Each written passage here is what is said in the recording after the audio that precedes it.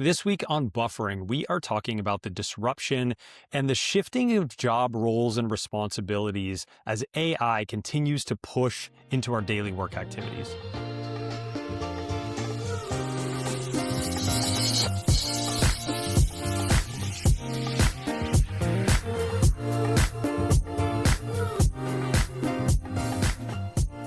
Gabe, you know I'm always ready to talk about AI and how it's impacting what we do day to day. Yeah, absolutely. And straight off the bat, we want to say we aren't talking about job losses. We think that there's an opportunity here just to talk about shifting job responsibilities and how jobs are going to shift in the future, specifically in the broadband service provider space.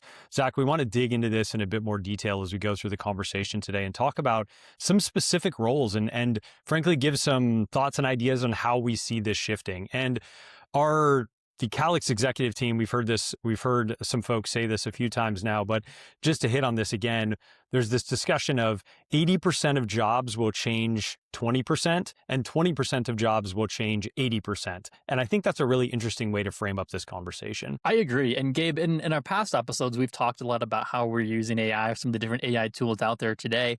But let's take a little bit more of a strategic approach and talk about what's changing and what this impact has been so far in 2026. And I think the best way to kick this off is we talked a little bit last week on Home Depot, and I think there's more to that conversation than we had time to discuss. And I made a comment how when you go to Home Depot, this is not an apology. When you go to Home Depot and you use the same app as the Home Depot employee, it's frustrating because you want to see them as the subject matter expert, if you will, but yet you're using the same app and it's just a little bit of a disruption there. I think, I don't think I've ever been to a Home Depot without like a smartphone. Pre-smartphone Have era. you ever been everywhere? Have you ever been anywhere without a smartphone that you can remember? I'm telling you, like if I just like gave up on my phone for a day, I mean, I could do it from like a social media stance. Paying for groceries would I'd have to find my wallet, but paying for groceries would be a different conversation. Pre-smartphone. When you go to somewhere like Home Depot, Gabe, I think of like buying cars too. Before that smartphone, the people you interact with, whether it's the associate at a retail store, a car salesman, if that's a thing, they were kind of seen as the expert, of course. They had a monopoly on the product information, allegedly. And I think with AI and, with the smartphones, of course, that's largely changed. And I don't think that's the case anymore. Yeah, agreed. As you said, they were considered the experts because they had the monopoly on knowledge. And now that is no longer the case. Frankly, you may walk into a car dealership and have a lot more knowledge about the cars than the person actually working there. Home Depot, same thing. You may walk into a Home Depot and have a heck of a lot more knowledge because you watched 15 YouTube videos about how to do a specific thing and know everything that you're looking for. So it is that shift that's happening in the retail space, especially where, again, the consumer has oftentimes more information than the people actually working at that store. I mean, if you go to Google, the first thing you're greeted with now is an AI summary. So if you go to, again, not to pick on Home Depot, if you go to any retail store. It's a callback, man, to a previous episode. We're not picking on them. And I have a positive story to tell on Home Depot when we get to that point, but please finish your thought. Can we talk about Crumble at some point here? But no, sure we will. Keep talking about Home Depot. But now, if you go to a store like this and the only value that their associate can provide is pointing you to the aisle, pointing you to the bay, it's totally broken the model with the introduction of this mobile app. Yeah, I was just to tell my positive Home Depot story. So after our last episode, I was telling my neighbor about the discussion that we had and how challenging it is to go into Home Depot. And he sent me this long text message about his recent experiences going to Home Depot. And he goes there a lot because he's always got like a million projects going on. And he told me that the last few times that he's been there, the experience has been dramatically different when he's walked in the store. It went from find it yourself to actual people wanting to be helpful and really trying to provide a fantastic customer experience. And he told me after the fourth or fifth time of doing this, he finally went up to somebody who works there and went, "Do you guys have like a new manager or something? Because this feels really different." And the person said, "Actually, yeah, we do." And he goes, "Can I talk to them, please?" And had a nice conversation with the person who's the new manager at the local Home Depot. And it turns out that that person really cares about customer experience and providing a good customer experience. And I loved that story because it was such a great reminder of how one person can drive change in an organization, and how that positive customer experience of not just somebody pulling out their phone and using the same app that you have access to actually really makes a huge difference when you're going into a retail store. I love your neighborhood, Gabe. You've got some great neighbors, but like the My two things neighbors that are the come to best. mind, the two things that come to mind on this is number one is how much better of an experience, does this need to be to go out of your way and to engage with this new manager kind of thing? That tells me that's significantly better, right? It's not hmm something you just kind of walk away and like, oh, that was pleasant. It's that's a bold move there. Number two is next time you shop at Home Depot, use coupon code buffering for 25%. No, I'm just kidding. We're done. We're done with Home Depot. Okay, but now what I want to talk about next though is let's think about the broadband space. hmm Subscribers are doing the same thing. They're using third-party speed test app to kind of validate their connection or validate their speed with you. They're using AI mode to research the competitors in your area and find out which broadband provider is good enough for them. And then, of course, what this leads to is if they do have a problem, and this is something I hear more often than I'd like outside of work, is if you do call in, if you have a problem that you need to call in, you've done all of this research on the background. Oftentimes, you may have someone with an inaccurate understanding of the problem, and then now you've got a BSP employee who's got to demonstrate their expertise in that field with this customer to avoid eroding trust. Again, keep in mind that this is a customer now who's, for good or for bad, well educated on whatever problem they may be having in their home.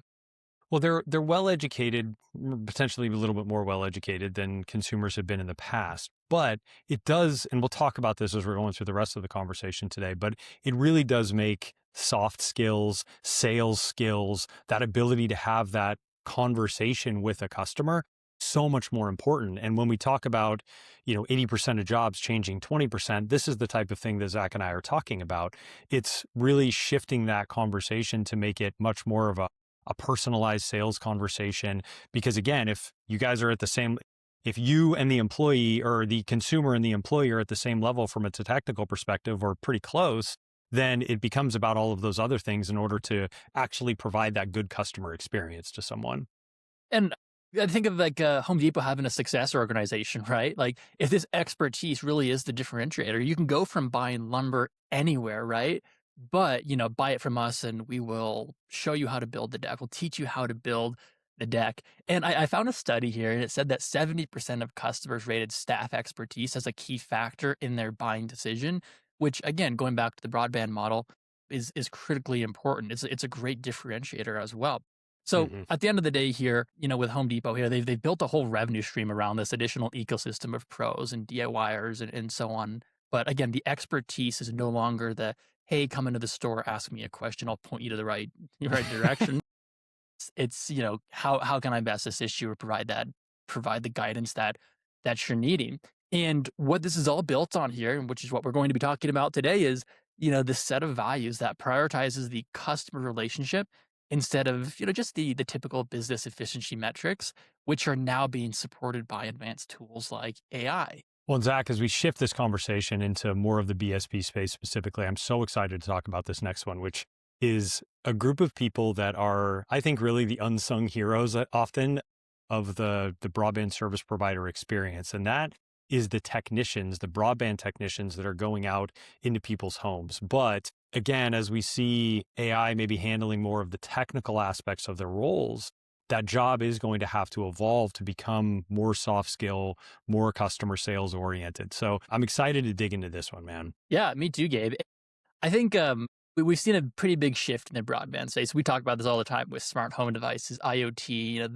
The complexity of your network has really exploded. It's no longer just buy a router, connect your devices. It's really about this connected experience. I know when I moved into my apartment and I had to take all my smart home stuff with me, it was a project getting this all connected and up and running and everything working the way I wanted it to. But I think, at the very core of this, it goes back to something we've talked about in the past. I think we talked about this with John Pico a little bit, which was technicians are often or most of the time the only Certainly more often ISP. than not. Yeah, and probably, 99.9% of the time, technicians are the only ISP employees who are actually invited into your home. So what does that mean? Well, of course, we want to have a great experience, but two, if you think about what that technician can do in the home, and I feel like that's a phrase we need to rebrand, technician. And Gabe, Mm, we've seen BSPs do this, but again, what that technician can do in the home is they can be present, they can observe a gap in coverage, they can offer that upsell. It's an additional mesh, outdoor Wi-Fi, cameras. This advice can be completely based on the physical observation of them being on site in the house with the customer. And this has a lot more weight than just a typical marketing email. And that's not to say, oh, you shouldn't do marketing or upsell emails. It's a great tool, but if you have the opportunity to have that technician on the site with a customer, best best opportunity you have right there for that upsell. absolutely. And when I think about this combination of how AI is going to shift these roles and dig into this in a little bit more detail, AI is going to make the technical parts of their role easier, whether that be through onboarding through an app, accelerating that process by making the actual installation piece of it more straightforward. And what that should do is free up time for that personalized conversation, Zach, for that opportunity to say, "Hey, I went and I used our AI tools to analyze the Wi-Fi in this particular area of your house, and I just want to let you know that the Wi-Fi coverage in this particular area isn't great. We would recommend extend this mesh unit or whatever to extend the Wi-Fi coverage into this particular area of your home." Or I see that you have this nice outdoor patio. Wouldn't it be lovely to be able to have outdoor Wi-Fi in that area? But one of the challenges that we see or hear from broadband service providers as we're having these conversations is our technicians are busy and we need to get them on to the next install. We don't want to have them, lingering. Okay, fair. Well, what can we do to compress the technical issues that can happen in an install and then give them the time to have that conversation? Because you're so right that it's such a unique touch point and such a personalized touch point that they're in that customer's home having that conversation with them. I mean, we talk about AI for personalization and going from one to many to one, which we'll talk about here in a few minutes. But again, if you have that technician in the home, if you have that trusted sales advisor in the home, your subscribers or your prospects are more likely to purchase from that individual who just solved a problem with them than a cold call or an email from you as well. So Hmm. kind of what this leads into next is just the transformation around customer support. And I think there's a couple ways to look at this. And again, Gabe, going back to something you said at the top of the podcast, it's not about AI is coming to take your job kind of thing. It's that's not where we're going. But there is the ability for AI to handle things like transactional support and then allow your own team to be that hyper skilled human that handles the emotional conversations with those who they may be interacting with. And I think there's two ways to break this down. Number one is I think chatbots, voice assistants, they're very capable. I mean, this is proven to turn, conversation with users like troubleshooting, billing explanation, details around billing, scheduling appointments. AI can do that today. It's pretty easy to do, right? Hmm. Now, Even things what like, AI "Hey, I forgot my Wi-Fi password." Those are Mhm. simple things that a chatbot or a voice assistant can handle that then free your team up to do much more meaningful work. Exactly. And the other side of this is just the human layer. And this is where, you maybe have a more complex issue or the customer has, more complex expectations. They're frustrated. They're at risk of churning. They're threatening to churn. I think like we've all done this. We've threatened to churn at some point. But if you think about the AI tools here, I think one of the ones that I use every day in my job because it frees me up to do other things is the transcription, Hmm. being able to transcribe what's happening in this conversation, even recognizing the intent. I mentioned the threatening to churn. That should be a big red flag that AI can detect on every single one of your calls.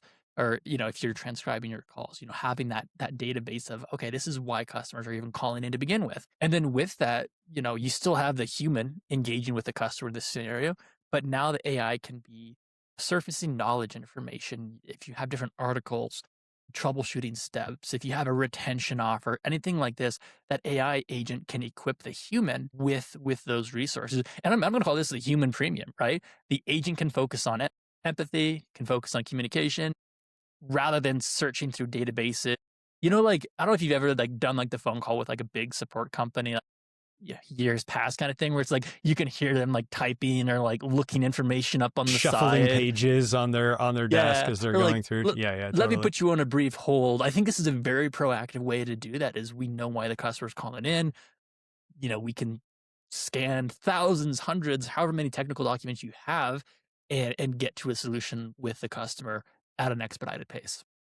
Yeah, and it's interesting thinking about the combination of kind of similar things of what we talked about with the technician role and also this customer support role. It's again shifting the work effort to remove some of the technical details and freeing that person up for more of that human premium as you talked about. The It's high value engagement or interaction. exactly. I can't remember. It might have been the Charlene Lee podcast, and I'm going to reference Charlene Lee podcast here in just a second again. But there was, I think she mentioned something about, yeah, it was her. Why would we get rid of our most valuable assets, which are people? Those are our Mhm. most valuable assets as organizations, right? It's the people that work for us. And we've made all these investments in training and resources and bringing them in and getting them up to speed, getting them onboarded, building a culture of wonderful people that we have that we work with. Why are we trying to get rid of those people? That's not what we're trying to do. What we're trying to do is free them up for more interesting work. And the other thing that was discussed on that Charlene Lee podcast, which I think is so relevant for the topics that we just went through, both the technician one as well as the customer support one, is the IKEA example that she discussed. And for anybody who missed that podcast, the really short version of this story is IKEA took, I think it was around 8,000 of their customer support reps, and they retrained them to be interior designers. And so when somebody picked up the phone and got them on the phone, they became a interior designer salesperson effectively.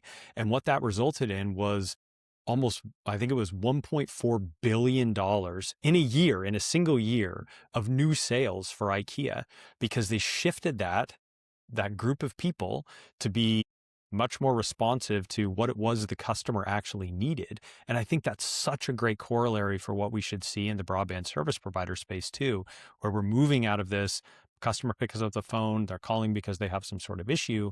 Now we're actually shifting it to, okay, how can I help this customer truly solve a problem and hopefully generate some additional revenue for my business as well? We keep talking about, throughout these episodes, Gabe, of transforming into this broadband experience provider. And this is just another part of that, right? It's not just a go to market. It's, the data, the support, the roles within your organization as well. We're not selling the same products and services as we did in the 90s, early 2000s, or even late 2000s or 2010s or whatever time period we wanted to call. So I think this is all part of that broader evolution. It's an organizational transformation. Hmm. And speaking of organizational transformation, Gabe, you know this, but one of the titles, I don't want to say I dislike, but one of the titles I'm just not super impressed by is the marketing manager. Because I feel like marketing today has so many different areas of focus that people can become very specialized or, hyper focused in these different roles. And one of those roles, especially as it relates to AI and data and personalization, is the marketing technologist. And I think this is a very critical role that's often overlooked and it's becoming more popular here today. But it's really at the intersection of marketing strategy, the IT infrastructure, data science, and what other cross-functional teams you have within your organization. And this is someone who can build these pipelines, design these pipelines that feed the AI models, ensure you've got the data, the CRM, the website, everything is fully unified together. And I think this is a critical point because everything we just talked about with calling in or enabling your staff, you've got to have a level of, I don't want to say a level of good data, but you have to have a level of orchestration here to bring these systems together to enable your teams to have these high value touch points. Hmm.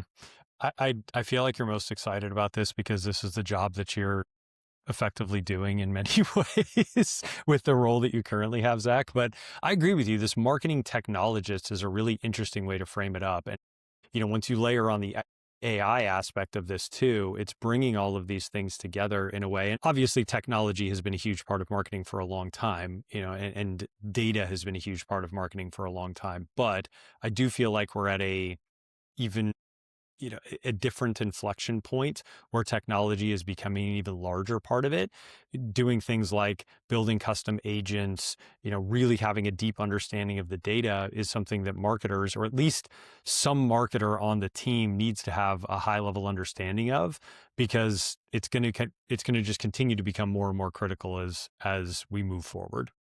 And I think, part of this too, Gabe, is why would you want to operate in a silo? Like, why would you want to have your marketing team doing one thing with AI and your customer service team doing another thing with AI? Because it's all going back to customer experience at this point. So that's where I think that level of orchestration comes into play. And we've talked Can about I it. can I pause you there for a second, really quick, on Yeah. that level of orchestration? I think it's a really interesting point, and it does get to something I was thinking about as we were talking about this marketing technologist. The orchestration layers, the agentic workflows, whatever we want to call this stuff. This is why it's so important to have a platform that supports all of these things and can work seamlessly together. If your marketing tech stack doesn't talk to your customer support tech stack, doesn't talk to your deployment tech stack, this is where things get really, really challenging, because you've got to have many, many people who are technical experts in the organization to stitch all of these things together. And again, that's why I believe that single platform is going to be so critical. It's why companies like Salesforce, as an example, are so successful, because they have that single platform where all of these things are stitched together already. And somebody doesn't have to go and do all of that work to make it happen. So anyway, I just wanted to address that, because I think sometimes we get into this technology conversation and it starts to freak people out, because they're like, oh my gosh, this just seems like a lot of work. But it's why it's so important to look at platforms that are going to do a lot of this heavy lifting for you. The last thing I wanted to mention there was, and I alluded to this previously in the episode, and I'm sure we've talked about it previously as well, but the one to many and the one to one marketing scale. Of course, with AI, the goal is to bring our marketing from the generic like speed upgrade email you send today. Even like that's one example, but even if you segment it by, this group of subscribers, or like, this group of behavior, and do an upgrade email, you're still kind of like, it's not one to one, it's still one to many.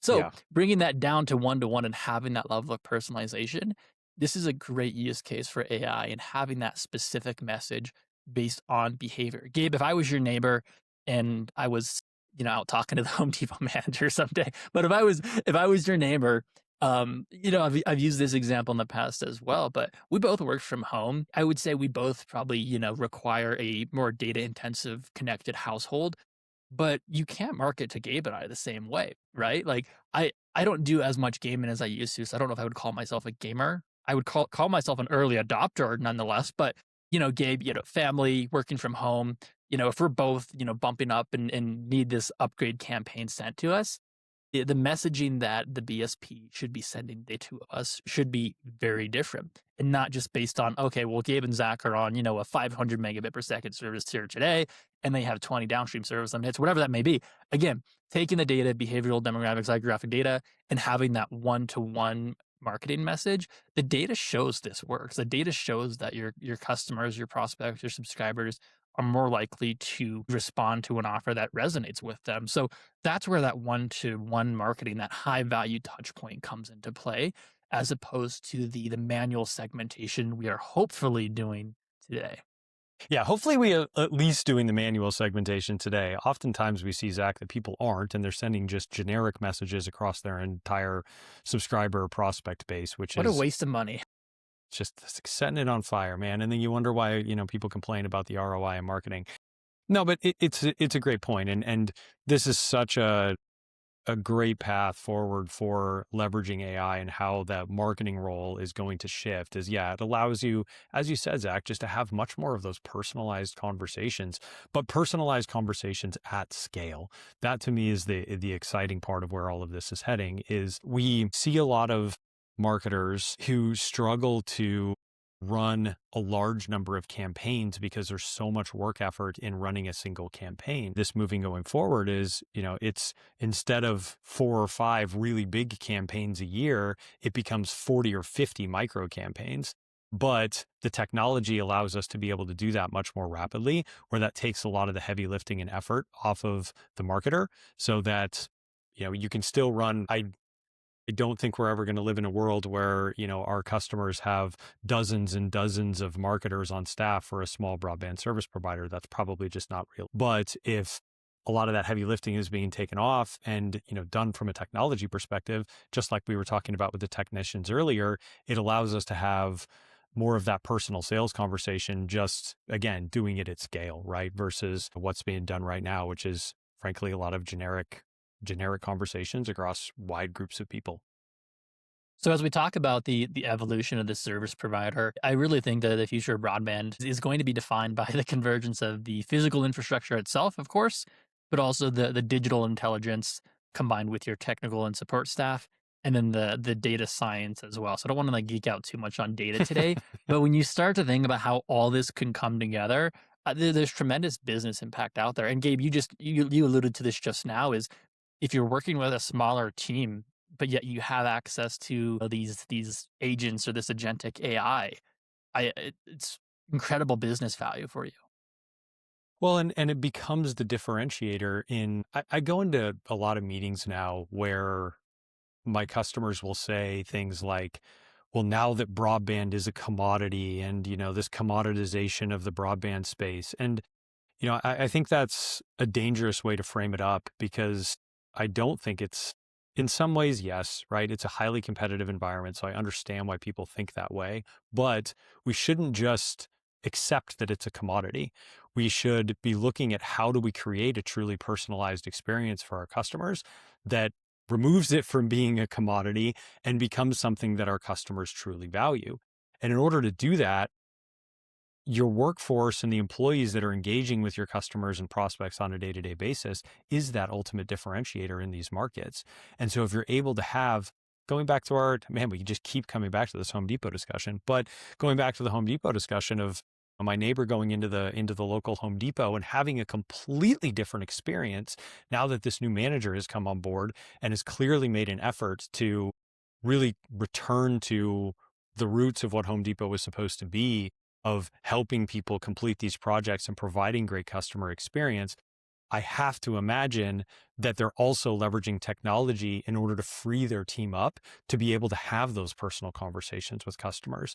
And I think that really is the theme of this whole conversation today, Zach, is how do we take the technology, the amazing technology that's available to us now, and free us up to have those intimate conversations with our customers, which is something that AI frankly just can't replicate. That's exactly it. And Gabe, if we think about the roadmap here, like what's in it for BSPs? And the one thing I just keeps coming back to my mind is, great, we're a commodity. So what are we going to do about it? Like, I just can't get past this. So what? Like, what's next? What are you going to do if you think you're a commodity? Well, And I think frankly, I what think a you lot just of said people there is get, the differentiator. Yeah. yeah, but people get paralyzed by it. They Hmm. just go, well, we're a commodity. And so the natural inclination is to say, well, if I'm a commodity, the only way I can compete in this market is based off of price. And that is such a Where's dangerous that going to game get to you? play. Exactly. Right. Zach, we were looking at, you sent me information earlier today about a large national provider who's offering free internet forever if you sign up for mobile services. That's where a commodity mindset gets you, is competing with a provider who's offering free internet, which is insane. But if you're in a market where you're competing against these very, very large providers, they have the pockets to be able to do that. And again, it just becomes a very, very dangerous game to play. Yeah, let's not play that game, but let's talk about the roadmap a little bit here. So I think the biggest one here is investing in the data foundations to enable these AI conversations that we talked about here today, and then deploying those new tools to upskill your existing workforce. Gabe, we've talked a lot with Success Education. We'll have them on the podcast soon about why upskilling your existing workforce is so important here in 2026. I think Mhm. we're only going to see more of this throughout the years. There's still a huge demand for jobs and careers in this space. And then, I mean, also just redefining roles. As I mentioned the word like transformation, or growing into this broadband experience provider a lot on the podcast. And I think doing the same with growing your business in from this transactional relationship to relational relationship, if that's a sentence. To be I like quick to it more repeat, but that's relational. fine. Yeah. I'll leave that in. Transactional to relational. I love that. I think that's a Yeah. great way to frame it up, Zach. Yeah. And then the last thing here, I mentioned the human AI collaboration here as well, leading with the empathy, right? You have humans as your best asset. I feel like a lot of businesses say this: humans, our employees are our best assets. Great. Show us that they're your best asset and bridge the gap between the boardroom and the living room with how they engage with your customers, how they engage with your subscribers, and the tools and resources they have to do their jobs at an exceptional level. Mhm. I love that point about the providing them the tools to be able to do their jobs at an exceptional level. And if we're taking away the mundane aspects of a role, that should be beneficial and exciting to everybody. And I think as leaders in organizations, it's important to frame it up that way. Again, we're not talking about eliminating job roles. We're not talking about getting rid of people. What we're talking about is freeing you up to do things that are actually interesting and that are going to be helpful to the organization. Some of those mundane activities can be a huge way to do exactly that.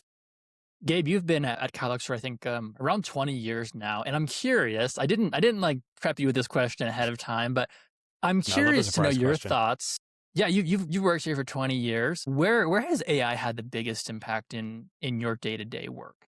Oh, 100% with research and my ability to go into a conversation with a customer in a much more informed way.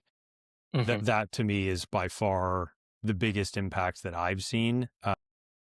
And again, it kind of gets to the conversation that we've been having today. If I get pulled into a lot of customer conversations. If I had to go out and do all of that research on my own, clicking through websites, looking through press releases, doing all of this work, I would not be able I would not be able to do it at the level that that AI can. And so what this has allowed me to do is actually walk into a conversation with a customer and be able to be a lot more personalized in that conversation. And frankly, hopefully be a lot better in my sales conversations that I'm having with customers because of that. It's been hugely impactful from that perspective for me. And I truly think has been able to help me accelerate my career because I'm just able to have a much different level of intimacy in the conversations that I'm having with customers versus what I was able to do before. I think my answer would be something similar. I just genuinely love learning things or knowing things. If I don't understand something, I am the person that will go on YouTube and figure out how to do it. I don't want to be the know-it-all, but I need to understand things, right, Gabe? Hmm. And that's been a critical part of using AI to do industry research again with our customers. There's a productivity suite. I mentioned like the call transcribing in today's episode, and using that to identify red flags, yellow flags, green flags as well from a call center perspective. But again, I think there's tremendous value there as well. So Totally. it's interesting just to hear how other people use AI. I think I'll give you we've another. moved. Oh, I was gonna say we've moved past like this initial like you remember like when Chat GPT came out, like people were just like asking random questions or like We getting were like just things we like were just using it as like a Google. Google search almost. Like Hmm. I think largely we've seen people move past that, or the broader population is even starting to move past that a little bit, and that's exactly what we want to see. 100%. I'll give you another quick example. So I was working on this project over the last few weeks where we've got a new version of a product coming out, and we wanted to actually show that product to customers and start to get some feedback from them on, hey, are we heading in the right direction here? Are there things that we're missing? These are the new things that we're adding in here, but are there things that we're still missing? We wanted to be able to provide that feedback. Well, AI has been extremely beneficial in this customer research as well, because I got on the phone with customers. I was able to record the calls. I got all of the transcripts from those conversations. It also allowed me to be much more present in the conversation because I'm not worrying about, oh crap, I gotta make sure that I get the notes down for this thing that they said. It doesn't matter. The AI is taking all of those notes for me. So again, I can be very present in that conversation and just focus on what's happening with me and the customer. I then took all of those transcripts after the calls were done. I fed them into a notebook and then started asking questions of the transcript. What were the things that customers were most excited about? It actually, Copilot does a really good job too of creating a little podcast, like a short podcast format of, okay, I did, I don't even know, 3 hours of customer conversations. Well, most people are not going to go back and listen to 3 hours of customer conversations. So I got a 15-minute podcast that summarized everything for me. Like that type of I was a research and little insight. jealous you didn't invite me to do a podcast recap on that, Gabe. When I was listening to this AI version of the podcast, I did not hear my own voice. It is pretty funny. I mean, the automated podcasts are still a bit stilted, I would say. They do feel a little fake. I'm not a fan. I'm sorry, but it's a great learning tool, but not for me.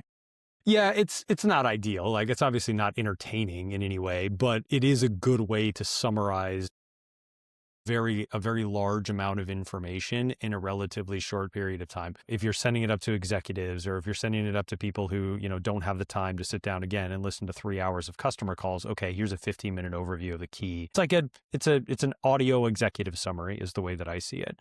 And, we have a written executive summary. Some people want to read through that, and some people just want to listen to the executive summary. So, I think that's a really good example of kind of what we were talking about today, Zach, where 2 years ago, even, I probably wouldn't have even considered doing something like that. But what this allowed me to do is be much more efficient in the conversations that I was having, still have that intimate conversation with the customer, but allowed me to be present in the conversations to get as much out of that as I possibly could. I love hearing that, Gabe. And thank you for this conversation, Gabe. I feel like we talk a lot about AI and a lot about Home Depot now, but I know Home Depot upskilling has the become our new workforce. Crumble. Oh my goodness. I hope not. Thank you everyone for tuning into Buffering. And if you enjoyed this episode, don't forget to follow us on your favorite podcast app and to share it with your friends and colleagues. And for more insights and updates, be sure to connect with Gabe and I on LinkedIn.